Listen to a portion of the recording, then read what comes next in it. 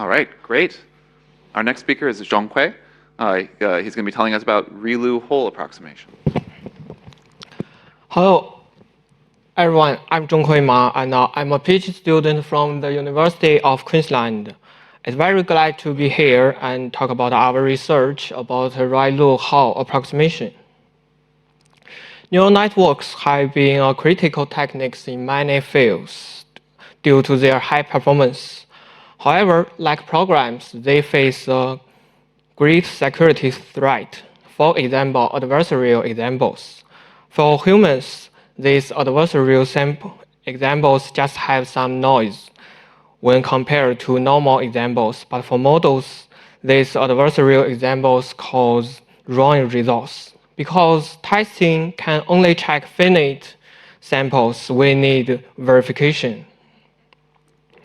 So what is neural network verification? Verification mathematically guarantees the correctness of models.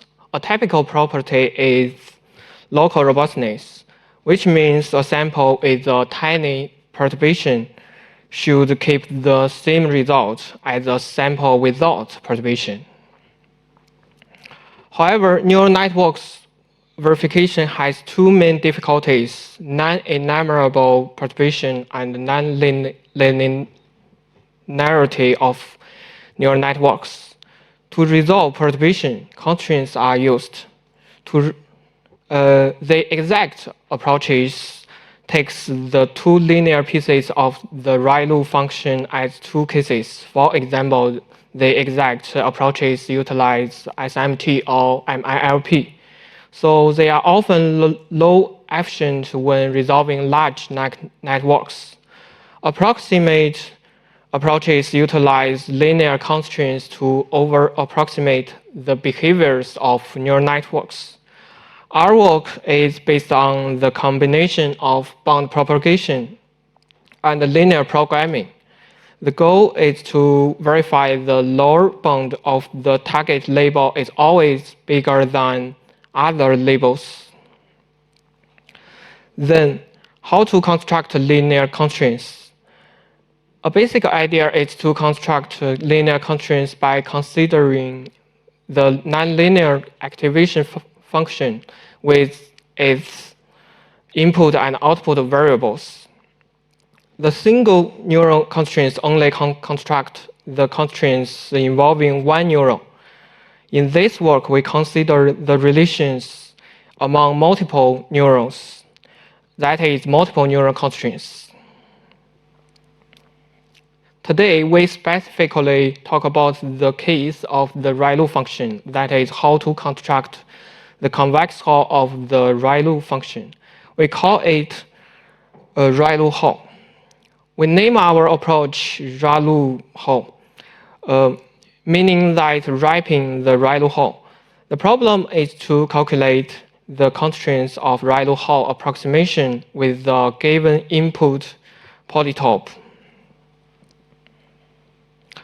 Our insight is to utilize the linear pieces of the ReLU functions as lower faces and construct the upper faces, which are adjacent to the lower faces.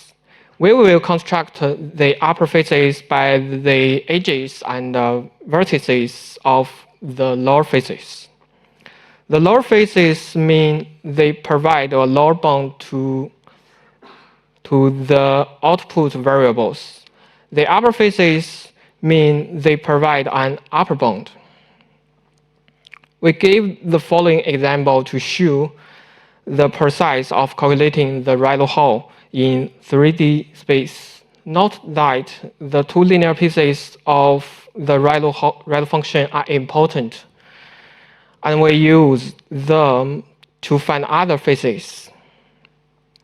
First, we obtain two lower faces P1 and P2 by two linear pieces of the ReLU function. Then we identify their edges and vertices. We will try all combinations of edges and vertices to determine the upper faces, which are adjacent to the lower faces. We utilize a function to represent a plane crossing an edge, and this plane determines one upper face. We begin with f1 and try each vertex to calculate the beta value. There are 4 cases of different beta values. Just look at this precise.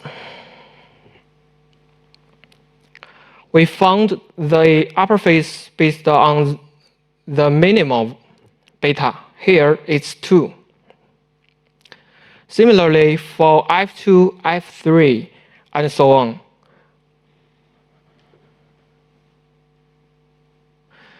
We will get 6 planes. After removing the repeated ones, we get 3 planes.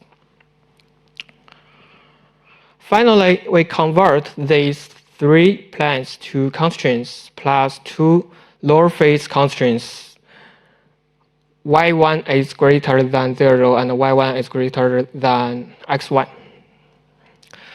which are the 2 linear pieces of ReLU function.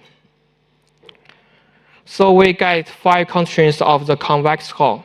In this example, our approach is exact, but our approach can resolve high-dimensional cases. In high-dimensional cases, we cannot guarantee the exactness of our approach. We have proved the general high-dimensional cases are the same as this running example. There are 2 types of faces, lower faces and upper faces. The lower faces can be directly obtained by the ReLU function. For the upper faces, we build a function and calculate the parameter beta to get the minimal beta and determine an upper face. Furthermore, we introduce 3 innovations to obtain efficient calculations. First, we calculate one dimension at a time and calculate the following functions step by step, because all upper faces have the following forms. Second, we exclude those vertices that cannot determine an upper face. We have proved only the vertices of the input polytope are necessary. Also, we filter vertices when calculating different constraints. Last, the third innovation, we calculate an approximation that has a stable number of constraints. The number of upper face constraints is the same as the constraints number of input polytopes. For the evaluation, we first compare our algorithm with other algorithms, including the exact ReLU Hall method and approximate methods like SBLM plus PDDM.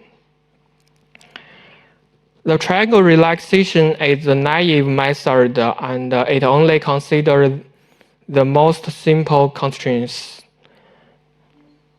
From the results, we can find our method gets the best balance between precision and efficiency with fewer constraints. Furthermore, we have implemented our approach into the SODA framework PRIMA. Note that it groups neurons with a small size in a layer, and we use ReLU to approximate the ReLU Hall of each small group. From the evaluation, our approach is beneficial to verify more samples with less runtime and fewer constraints. Also, our approach can resolve the higher dimensional cases, and the SODA approach doesn't support the higher dimensions. Lastly, about the future work, we claim that our approach can be generalized to other functions like maxpool, sigmoid, and tanh functions.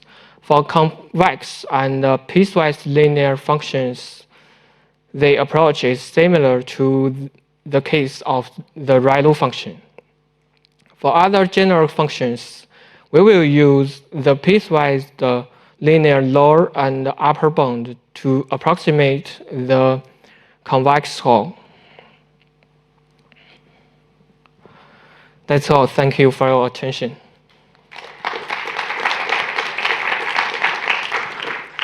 Great. We have plenty of time for questions. If anyone's following along on the stream, by the way, and you want to ask a question on Discord, we can take your question as well. Does anyone have any questions in the room?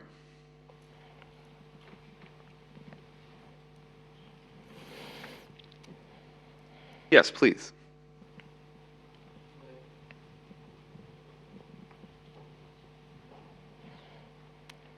I was actually wondering, could you, and thank you for the talk, could you expand on how the ReLU hull can be applied to verification? Because I guess that didn't come up in the talk.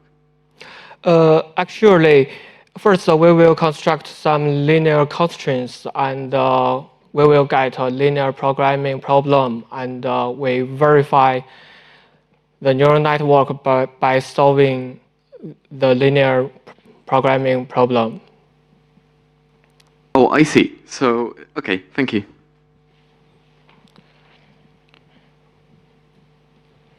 Any other questions in the room? While people think of a question, I have a question. So are there situations when your abstraction is exact? Have you thought about when you're exactly capturing the behavior of the neural network, or if there's any situations under which that might happen? That's kind of an interesting way of understanding kind of the limitations or places where this would perform particularly well. Yes, sometimes it's exact, especially in this example. In this example, we consider the 3D dimensional space. There are two input variables and one output variable. In this case, our approach is exact. But because we determine an upper face by an edge and one vertex, so in high dimensional, there will be high dimensional edges and vertex. We omit this case. So in high dimensional cases, our approach is not exact. Got it. Any other questions in the room? Yeah, we have a question back here. Yes, in the last talk, we heard a little bit about complexity, and I was wondering if you could speak to that. You mentioned you find the combination of all of the vertices, and how well does this scale as you increase the number of vertices in the whole thing? Well, yes. Okay. In the high dimensional cases, we will consider one, like in n-dimensional space, we will consider n-1 hyperplane and vertex. We will combine them. So actually, we use one vertex to determine a hyperplane, and then determine an upper face. Thanks.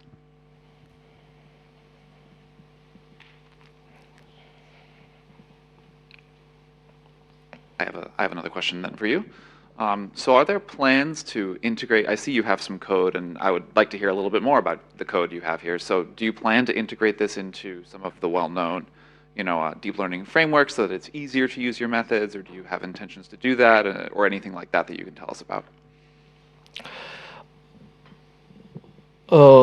Yes, I think our work is just the beginning, and the ReLU function is a very significant function, so we resolve it first. Actually, we have some approaches for solving other functions in deep learning. Right. So you're saying that there are other important functions we'll need to handle before maybe we should be putting it into larger frameworks, or is that what you're saying? Oh, I'm not sure. Oh, sorry. No, I don't want to put words into your mouth. Okay. No. I mean, I'm just asking, how easy would it be for me to use your tool today on my neural network that, say, only uses ReLU? Could I do that? Yes. Okay. I think it's not very difficult to extend to other functions because we will find, for example, for the sigma function, we will construct a ReLU function as the upper bound, and another ReLU function is reversed and as the lower bound, and we will approximate a convex score of these two linear bound. Right. So you can apply that to something that's not just ReLU. Yes, it's That makes not sense. just ReLU. Yep, that makes sense. Perfect. Yeah. Any other questions online or in the room? Questions?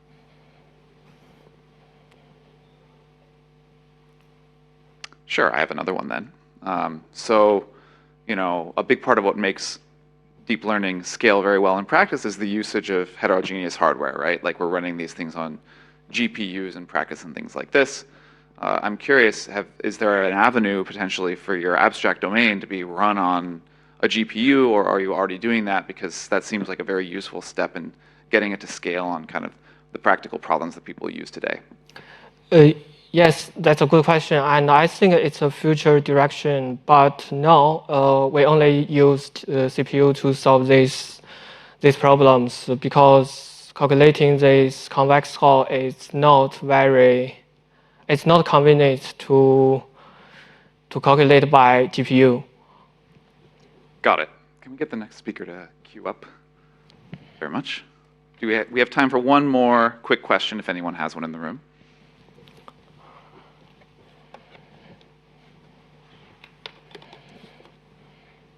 Maybe I'll ask a follow-up then to that one. What do you think would be the first thing you would have to solve, the first difficult challenge in getting it to run on the GPU?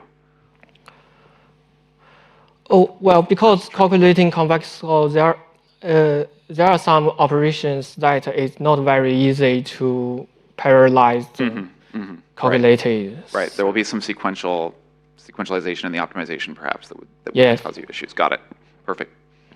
Great. Let's thank our speaker one more time.